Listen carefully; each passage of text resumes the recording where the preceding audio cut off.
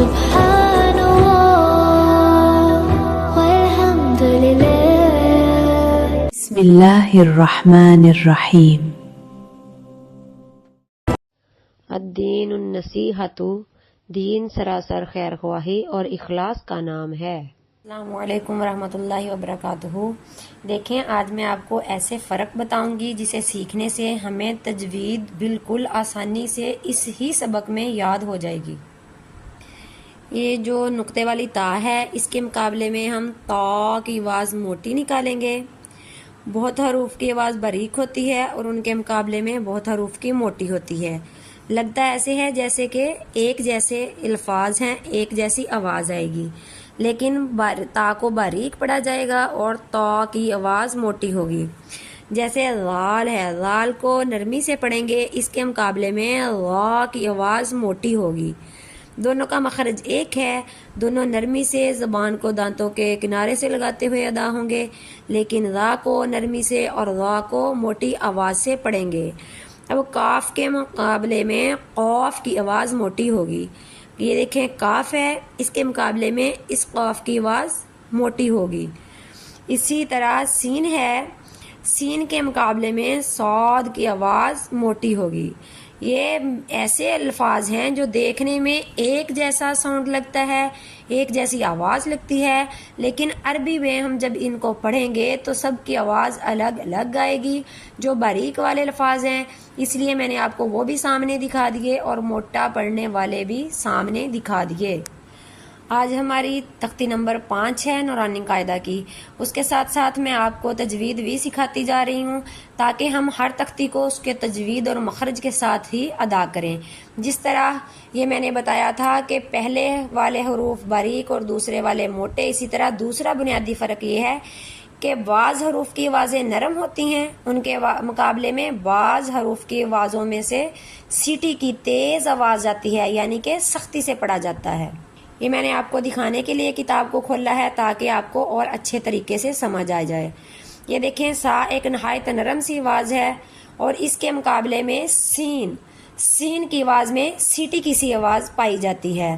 دیکھنے میں دونوں سا اور سین ایک جیسے لگتے ہیں، ساؤنڈ ایک جیسا فیل ہوتا ہے، لیکن عربی میں ہم اسے نرمی سے سا اور اسے سیٹی سے سا کی آواز سے پڑھیں گے۔ ایسے ہی لال ایک نہایت نرم سی آواز ہے اور اسی کے مقابلے میں زا کی آواز سیٹی کی سی آواز پائی جاتی ہے۔ زا کو سختی سے سیٹی سے پڑھیں گے، لال کو نہایت نرمی سے پڑھیں گے۔ آج ہمارا دیکھیں تختی نمبر 5 تنوین کی تختی، یہ ہمارا سبق ہے آج کا سبق۔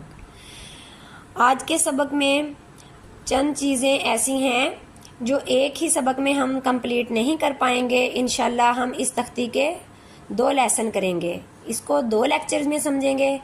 اس پر دیکھیں 2 زبر 2 زیر 2 پیش ہیں۔ جب بھی کسی حروف پر 2 زبر 2 زیر یا 2 پیش آ جائیں تو اس پر گنہ کرتے ہیں۔ گنہ کہتے ہیں ناک کو آواز میں لے جا کر روکنا۔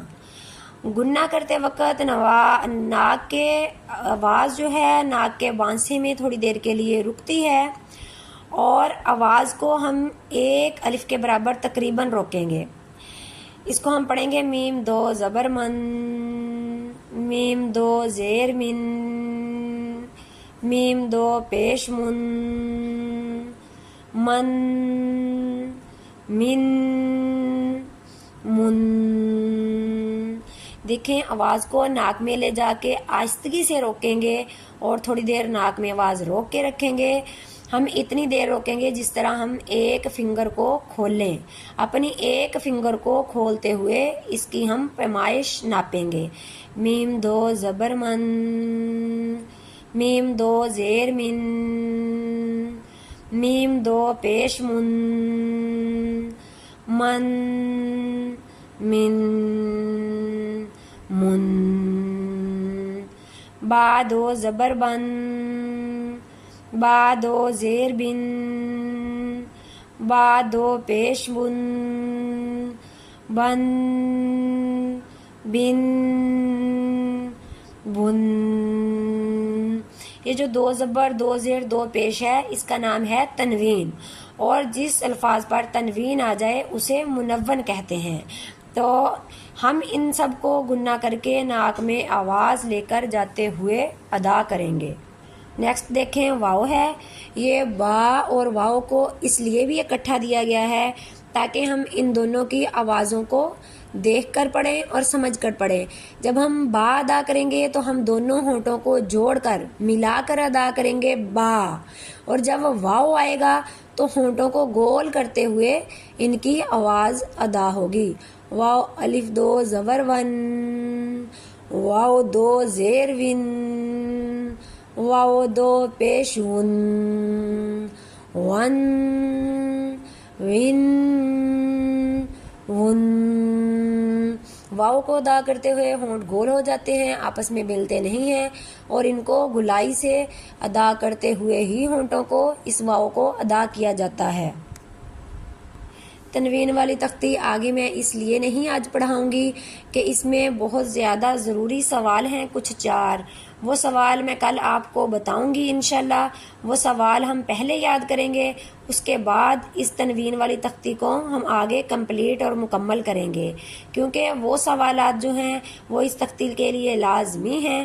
وہ انشاءاللہ ہم کل والے سبق میں مکمل کرتے ہوئے اور اس کو ذہن نشین کرتے ہوئے اپنی تختی نمبر 5 کو کمپلیٹ کریں گے انشاءاللہ العزیز. سبحان ربک رب العزت عما یصفون وسلام علی المرسلین والحمد للہ رب العالمین.